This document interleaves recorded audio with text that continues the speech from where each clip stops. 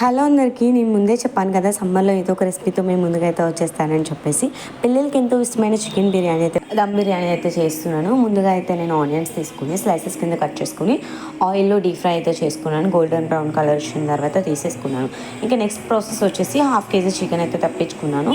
తర్వాత నీట్గా పసుపు ఉప్పు వేసేసి క్లీన్ చేసేసుకుని అందులో కొంచెం సాల్ట్ అండ్ అలానే అల్లం వెల్లుల్లి పేస్ట్, కారం, ధనియా పౌడర్, గరం మసాలా, జీరా పౌడర్, చికెన్ మసాలా, ఇకపోతే ఇప్పుడు నేను చూపిస్తున్న బిర్యానీ సామానం అంతా కూడా అన్నీ తక్కువ అయితే వేసేసుకుంటే సరిపోతుంది. ఇంకా బిర్యానీ ఆకులు కూడా కంపల్సరీ వేయాలి. ఫుడ్ కలర్ అండ్ అలానే కొంచెం ఆయిల్ వేసి, కొంచెం చిల్లీస్ కూడా వేసి, కర్డ్ అండ్ అలానే చెక్క ఇవన్నీ వేసుకున్న తర్వాత ఒక హాఫ్ అన్ అవర్ పాటు మిక్స్ చేసుకొని పక్కన పెట్టుకోవాలి. లెమన్ కూడా ఉంటే ఆప్షనల్, వేసుకోవచ్చు. చాలా టేస్ట్ అయితే బాగుంటుంది.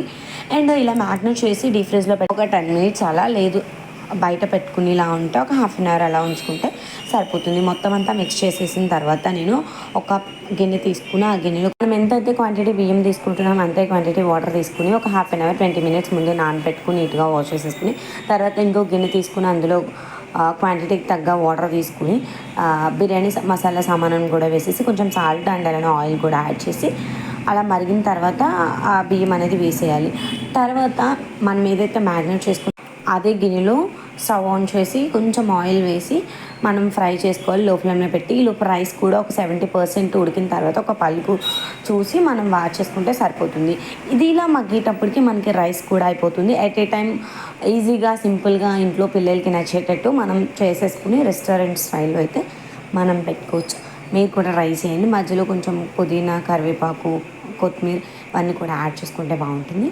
ఒక లేయర్ రైస్ వేసిన తర్వాత ఫ్రైడ్ ఆనియన్స్ మధ్యలో వేసి మళ్ళీ రైస్ వేసిన తర్వాత నెయ్యి కూడా యాడ్ చేసి ఫ్రైడ్ ఆనియన్స్ కూడా యాడ్ చేసిన తర్వాత ఫుడ్ కలర్ కూడా యాడ్ చేసి కొత్తిమీర, పుదీనా కూడా మళ్ళీ పైన వేసుకుని మూత పెట్టేసి అలా లో ఫ్లేమ్లో 10 to 15 మినిట్స్ వదిలేస్తే మాత్రం సూపర్ టేస్ట్ అని చెప్పచ్చు. ట్రై చేయండి. ట్రై చేస్తారో లేదో కామెంట్ చేయండి. ఇంకా మంచి రెసిపీతో మేము మరి లేట్ చేయకుండా ఈ వీడియోని మీ ఫ్రెండ్స్ అండ్ ఫ్యామిలీ మెంబర్స్కి షేర్ చేయండి. Thank you so much for watching. Bye.